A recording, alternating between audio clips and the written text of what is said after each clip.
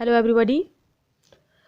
तो जैसा कि हम लोग कंपनी लॉ पढ़ रहे हैं, आई थिंक सारे टॉपिक कंप्लीट हो चुके हैं। बस एक दो टॉपिक बचे हुए हैं, winding up of the company and types of company. तो आज हम लोग डिस्कशन करेंगे टाइप्स ऑफ कंपनी।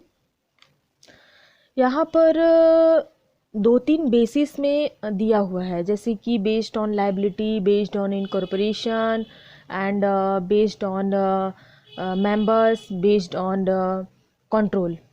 तो सबसे पहले हम लोग थोड़ा जान लेते हैं कि based on incorporation, on the basis on incorporation, यहाँ पर तीन इनकॉर्पोरेशन के अंतर्गत तीन तरीक़ों से जो कंपनी है उसको डिफ़ाइन किया गया है। जैसे कि फर्स्ट है आपका चार्टेड कंपनी। चार्टेड कंपनी क्या होती है?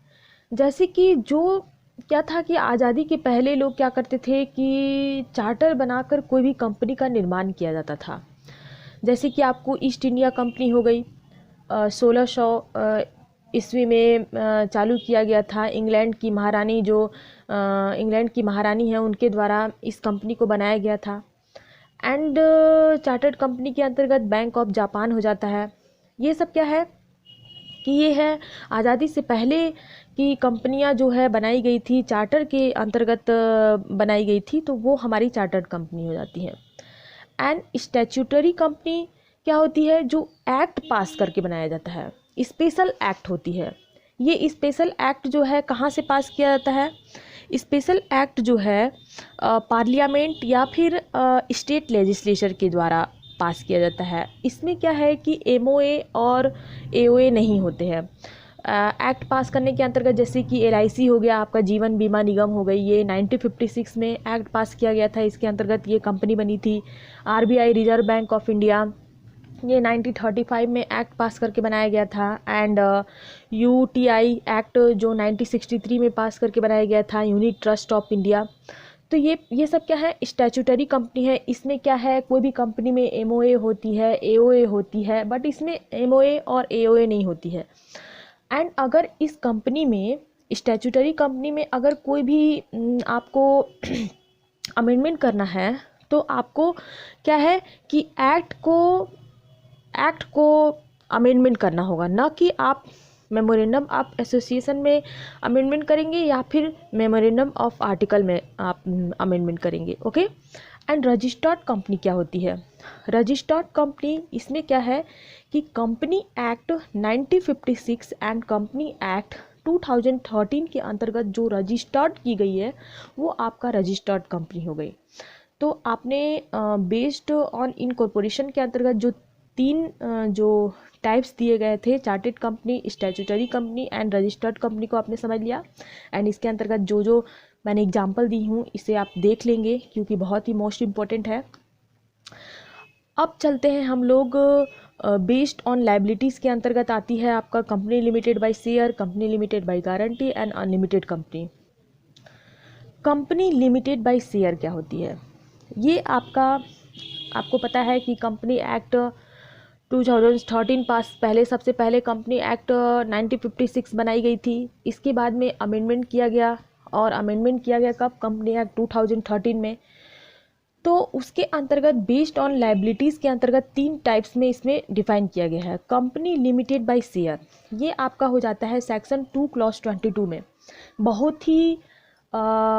बहुत ही अच्छे तरीके से मैंने समझाने की कोशिश की हूँ नोट्स के माध्यम से। तो आप इस नोट्स को आप जो है समझ कर और इसे आप नोट्स को बना लेंगे, इस नोट्स को, क्योंकि ये आने वाले समय में आपके लिए बहुत ही फ़ायदा होगा एंड आपके लिए बहुत ही आसान रहेगी समझने में।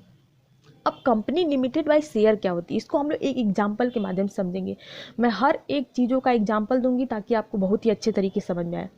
Liability of the members is limited by MOA, means memorandum of association में मेंबर्स की लाइबिलिटी क्या होगी? शेयर की लाइबिलिटी क्या होगी? लिमिटेड होगी।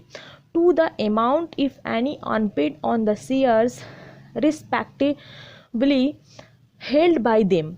जैसे कि फॉर एग्जाम्पल, एक एग्जाम्पल लेते हैं। ओके। जैसे कि 10 रुपये का एक शेयर है, ₹10 का एक शेयर है एंड मैंने क्या किया, 100 शेयर लिए, 100 शेयर लिए। तो 100 शेयर लिया और ₹10 का एक शेयर है, तो कुल शेयर की अमाउंट कितनी हो जाएगी, 1000 रुपीज़, 1000 रुपीज़। तो मेरी लाइबिलिटी क्या होगी, क्या होगी मेरी लाइबिलिटी, लाइबिलिटी सिर्फ होगी मेरी 1000 की लाइबिलिटी होगी। मीन्स कि मैंने जितना शेयर लिया है उतनी ही मेरी लाइबिलिटी होगी। ओके, लिमिटेड लाइबिलिटी इसे हम कहेंगे, company limited by share. And second हो जाता है कंपनी लिमिटेड बाय गारंटी। ये जो कंपनी एक्ट 2013 है उसके अंतर्गत जो सेक्शन है 2 क्लॉज 21 में डिफाइन किया गया है। इसमें क्या है कि मेंबर्स जो है फिक्स अमाउंट की गारंटी देते हैं। क्या है, फिक्स अमाउंट की गारंटी देते हैं एंड मेंबर्स की लाइबिलिटी सिर्फ वाइंडिंग अप के टाइम ही आएगी। फॉर एग्जांपल, जैसे कि मैंने बोल दिया कि मैं 2 लाख रुपए की गारंटी देता हूँ। ओके, 2 लाख रुपए की गारंटी देता हूँ, आपकी कंपनी कुछ भी हो जाती है, डूबेगी चाहे कुछ भी होती है, तो उसमें 2 लाख की गारंटी देती हूँ। जब कंपनी की वाइंडिंग अप होने लगती है तो मेरी गारंटी कितनी हुई, कितने की मैंने गारंटी दी है, 2 लाख की गारंटी दी है। तो यहाँ पर मेंबर जो है जितना अमाउंट की गारंटी देते हैं, फिक्स्ड अमाउंट की गारंटी देते हैं, उसकी लाइबिलिटी जो है उतनी ही की होती है। वो भी कब, वाइंडिंग अप के दौरान। कब होगी, वाइंडिंग अप के दौरान। एंड थर्ड पॉइंट आ जाता है अनलिमिटेड कंपनी। इसको कंपनी एक्ट 2013 के सेक्शन 2 क्लॉज 92 में डिफाइन किया गया है। यहाँ पर क्या होगी, अनलिमिटेड, अनलिमिटेड कंपनीज। यहाँ आपको नाम से ही समझ में आ रहा होगा कि मेंबर्स की लाइबिलिटी जो है अनलिमिटेड होती है। क्या होगी, मेंबर्स की लाइबिलिटी जो है अनलिमिटेड होगी कोई भी चीज़ों के लिए। तो ये आपका हो जाएगा अनलिमिटेड कंपनीज। ओके, अब यहाँ पर चलते हैं based on member. Based on members के अंतर्गत आपका प्राइवेट कंपनी हो जाती है, पब्लिक कंपनी हो जाती है एंड 1 पर्सन कंपनी हो जाती है। आप private company and public company के डिफरेंसेस समझ लेंगे। 1 पर्सन कंपनी के बारे में भी मैंने बताई हूँ। आप हमारे जो यूट्यूब है निर्वी लॉ क्लासेस के प्लेलिस्ट में कंपनी लॉ लेक्चर के अंतर्गत आप देख सकते हैं। सारे चीज़ों को मैंने नोट्स के माध्यम से समझाई हूँ, आप उसे देख लेंगे। लेकिन फिर भी हम लोग यहाँ समझ रहे हैं डिफरेंस, तो हम लोग इसे समझते चलेंगे। प्राइवेट कंपनी क्या होती है, प्राइवेट कंपनी को कंपनी एक्ट 2013 के सेक्शन 2 क्लॉज 68 में डिफाइन किया गया है। 3 चीज़ें हैं यहाँ पे, 3 जो शॉर्ट फॉर्म है RLP। R मीन्स होती है restriction, L means limitation and P means prohibition. Means कि शेयर ट्रांसफ़र आप नहीं कर सकते हो, इसमें रिस्ट्रिक्शन है। एंड लिमिटेशन क्या है, मैक्सिमम मेंबर जो है कितने होंगे, 200। और मिनिमम मेंबर कितने होते हैं, मिनिमम मेंबर कितने होते हैं, 2। एंड प्रोहिबिशन क्या है, आप जो है शेयर जो है पब्लिक इशू नहीं कर सकते हो।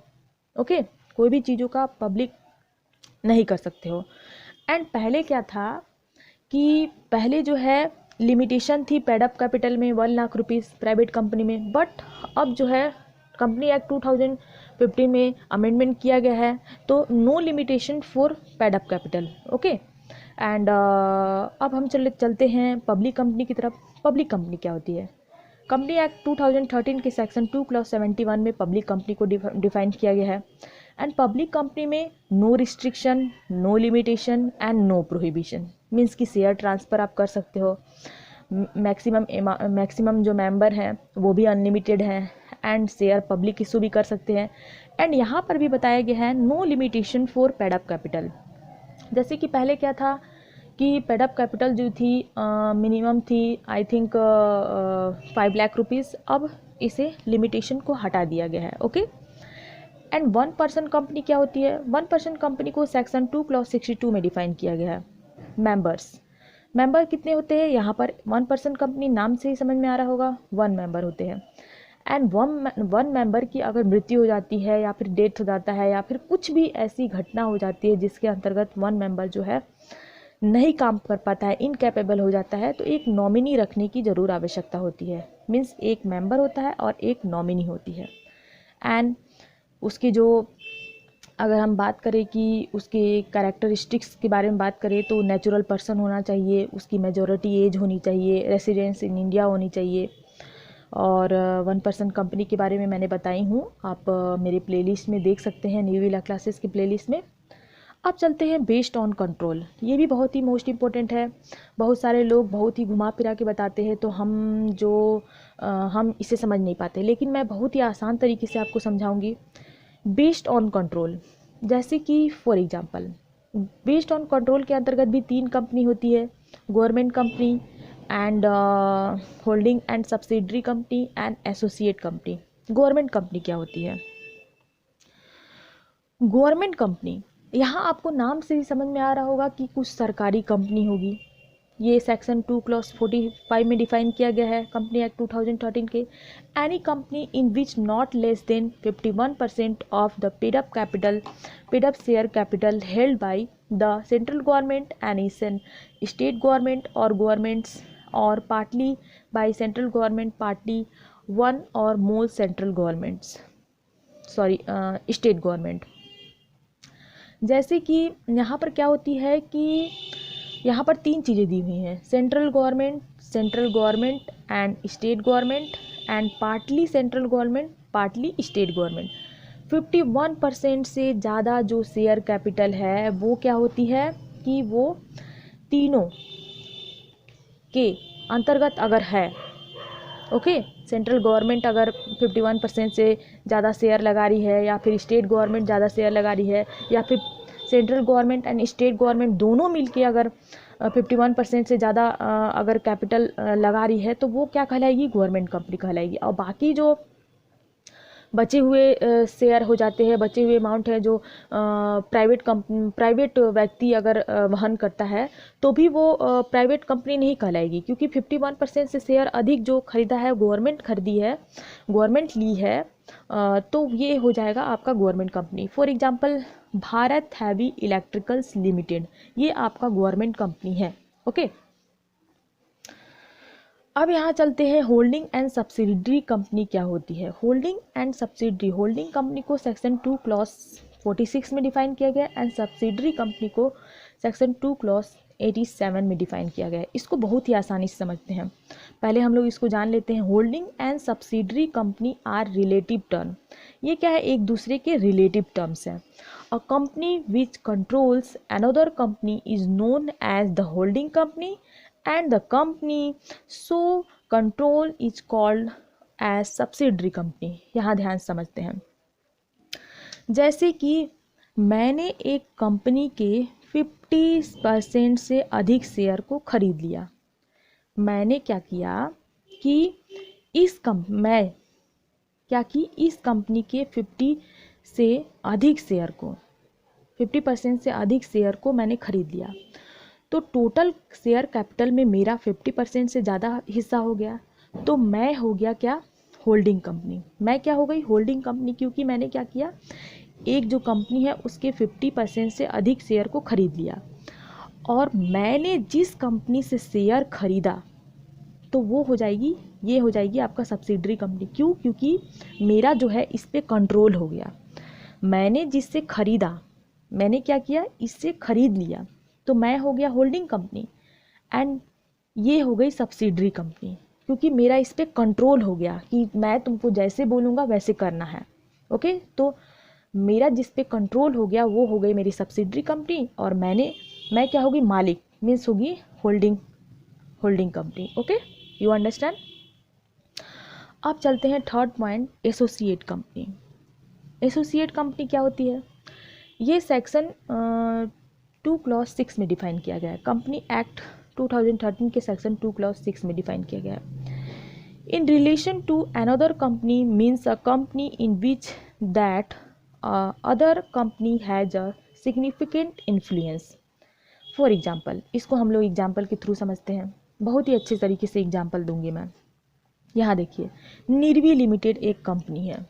ओके, निर्वी लिमिटेड कंपनी जो है नीरो लिमिटेड कंपनी के ऊपर क्या कर रही है? सिग्निफिकेंट इन्फ्लुएंस कर रही है। मीन्स कि उसका, मेरा क्या है, नीरो लिमिटेड कंपनी पर महत्वपूर्ण प्रभाव, हिंदी में बात किया जाए तो सिग्निफिकेंट इन्फ्लुएंस है मेरा नीरो लिमिटेड पे, तो ये क्या हो जाएगी?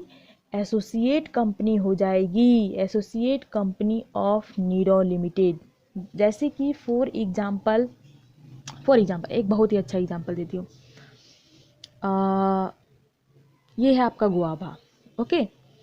और ये है आप समझ लो, क्या बोलूँ मैं, ये गुआवा हो गए, ये ऑरेंज हो गया, ओके, ऑरेंज। तो गुआवा का क्या है, ऑरेंज के ऊपर सिग्निफिकेंट इन्फ्लुएंस है। गुआवा का क्या है, ऑरेंज के ऊपर सिग्निफिकेंट इन्फ्लुएंस है। तो क्या हो जाएगा, एसोसिएट कंपनी हो जाएगी। कौन हो जाएगी एसोसिएट कंपनी, ये आपका ऑरेंज, ऑरेंज एसोसिएट कंपनी हो जाएगी, okay. Associate company of orange, किसकी, गुआवा की, ओके। यहाँ तक आपको क्लियर है। तो आज आपने बहुत ही अच्छे तरीके से टाइप्स ऑफ कंपनी सीखा, based on control, based on member, हर एक चीज़ों के बारे में समझ लिया। पब्लिक कंपनी क्या होती है, प्राइवेट कंपनी क्या होती है, 1% कंपनी क्या होती है। I think you better understand. अगर कोई भी प्रॉब्लम होती है तो आप हमारे कमेंट बॉक्स में कमेंट कर सकते हैं। एंड कल हम लोग पढ़ेंगे winding up of company, okay. And don't forget to subscribe my channel. Till then, bye bye, thank you.